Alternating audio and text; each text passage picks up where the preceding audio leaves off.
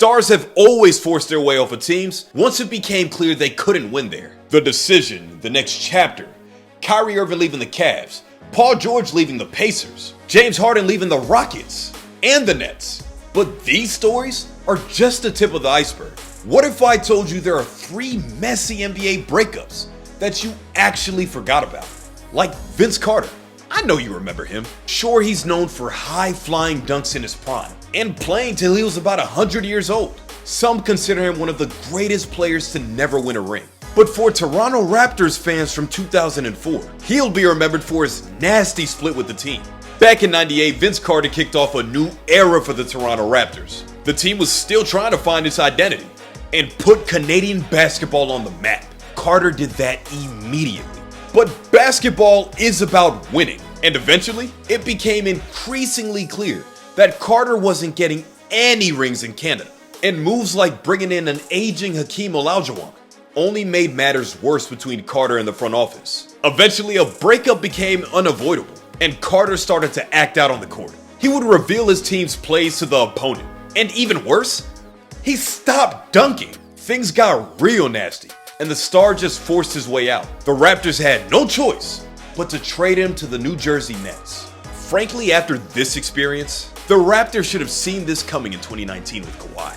But that's just the first story that you forgot about. The second happened to the Minnesota Timberwolves back in 1999. Something that could potentially happen again if Karl Towns ever stops believing in this front office. In '99, the T-Wolves were building something special with the duo of Kevin Garnett and Stephon Marbury. Some were even comparing them to John Stockton and Karl Malone. But Marbury eventually had the same problem that Kyrie had in Cleveland. He was the number 2 to a generational talent, something that didn't sit too well with him. The PG wanted a bigger role with the team, more money, and he wanted out of Garnett's shadow. The Timberwolves finally had something special until ego got in the way. Just like Vince Carter 3 years later, Marbury forced his way out and was traded to the New Jersey Nets. Things didn't exactly work out for him in his NBA career, but he did eventually find success in China, where people actually consider him the GOAT. The last NBA breakup that I know you forgot about was the great Patrick Ewing, who was supposed to retire with the Knicks, but a messy breakup in 2000 ruined everything. 1 year after they just made it to the finals as an 8th seed, the Knicks were blaming their aging center for their lack of success and were ready for Latrell Sprewell to be their new star player.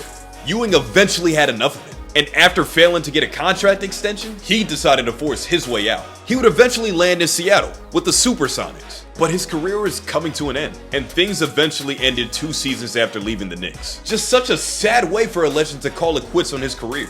Today, these scenarios are extremely common, with many players that are thinking championships first and asking for trades as soon as it becomes clear that they may go ringless for their career.